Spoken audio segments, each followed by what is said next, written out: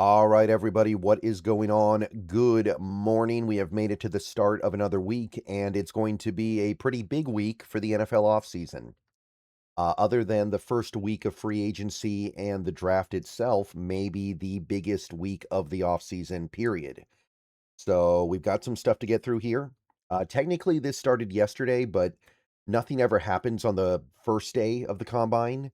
And honestly, there's not a lot that happens for the first few days, but at least now there's an opportunity for teams to kind of tip their hand a little bit and maybe clue us in into what players they're at the very least intrigued by. So today's the day where things really kick off in terms of we as fans have the opportunity to possibly get an idea of what the team is thinking right now. So, NFL Combine started technically yesterday, but really starts today. Let's talk about it.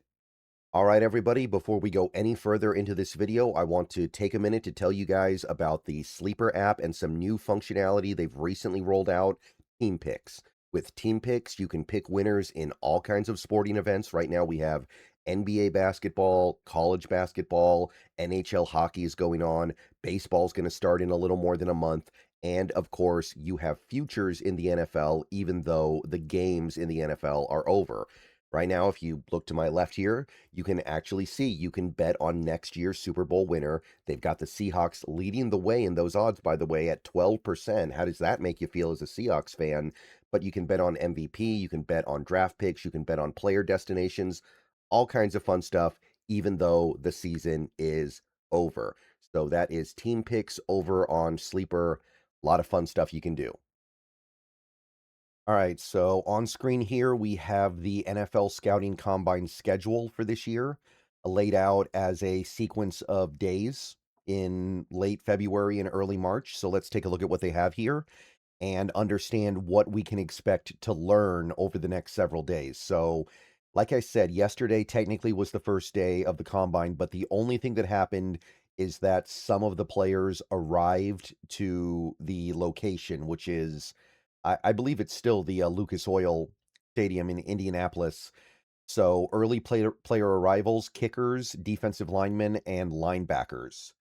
So not necessarily the most intriguing position for Seahawks fans. Maybe linebacker, but there's not really a lot going on here that I think Seahawks fans are going to be really plugged into.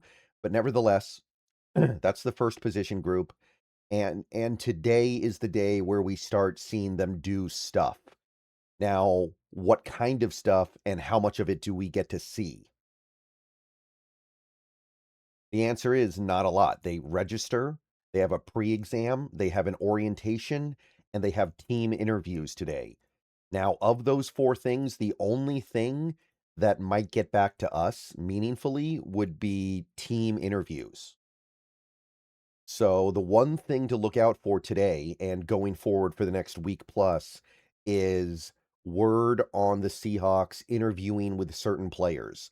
And if they interview with certain players, we can at least get some idea that they have an advanced degree of interest in that player. And it's an inexact science. And for all we know, the player and team get together for the interview, and the team doesn't like what they hear and they scratch them off the list. So it's not like we can know everything, but it at least gives us something to start with. So, for instance, if the Seahawks have an interview with CJ Allen today, then that would be an indicator that they see something they like with him. Also, today is the day when some players will start arriving for defensive back and tight end. That's a pretty good group. We don't really care about tight end right now, but defensive back is very, very meaningful for the Seahawks this draft.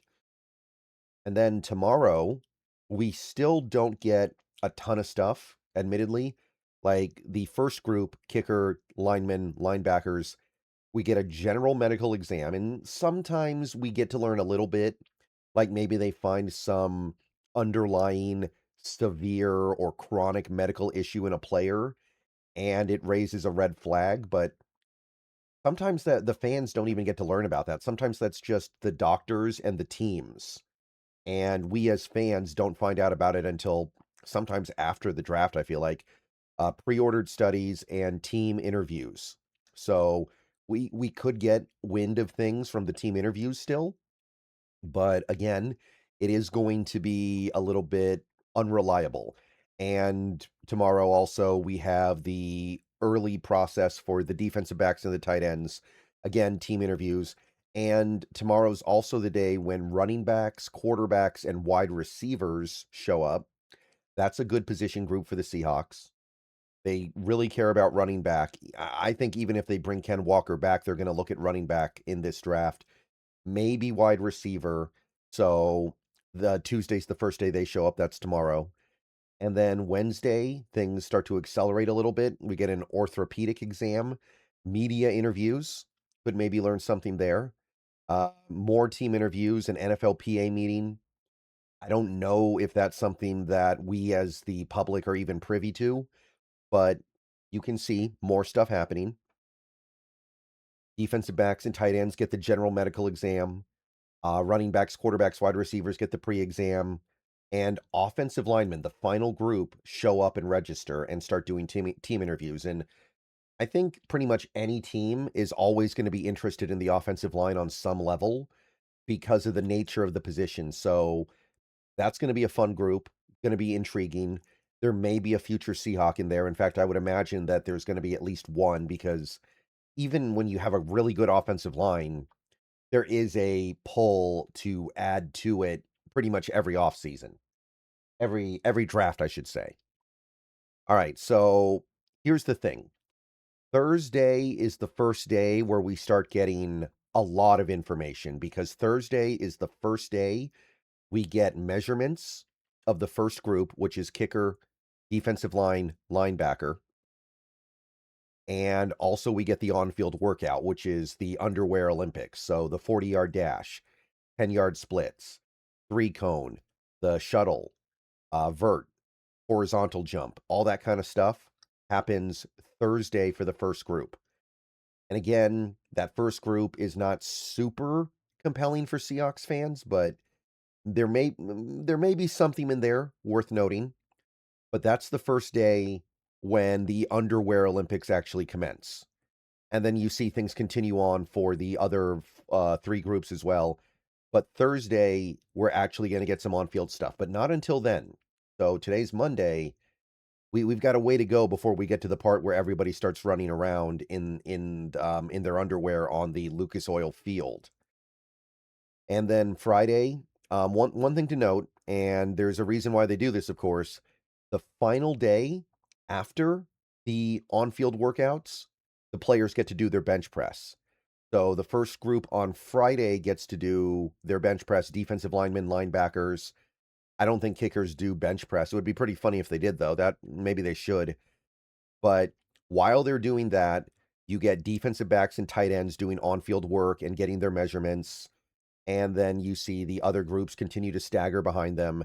And then Saturday, we get a bench press from the defensive backs and tight ends, and we get on-field stuff from the third group. So we still have a ways to go. That's kind of the point of this video, right? We still have a ways to go until the combine's going to give us a lot of information. The early stuff, like today, tomorrow, the next day, it's going to be very slow. So just be prepared for that. Yeah. So that's Saturday. And then Sunday, we get the bench press from the running backs, quarterbacks, wide receivers. I don't think quarterbacks really do the bench press anymore, but I imagine some receivers and a lot of running backs will. And then we get our final set of underwear Olympics on Sunday.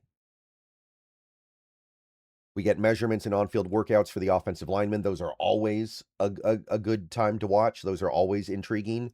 A lot of people get plugged into that. And then the final day is going to be next Monday. So a week from today, the offensive linemen do their bench press. Pretty important for them to do their bench press, by the way.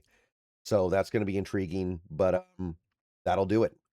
So we've got a pretty jam-packed week in front of us, but the thing I'm trying to establish with this video, it's going to be a little while before we actually get a lot of information from this event. The first few days are mostly for the teams to gain information kind of privately, right? the public information doesn't really kick in until the on-field stuff, which starts Thursday.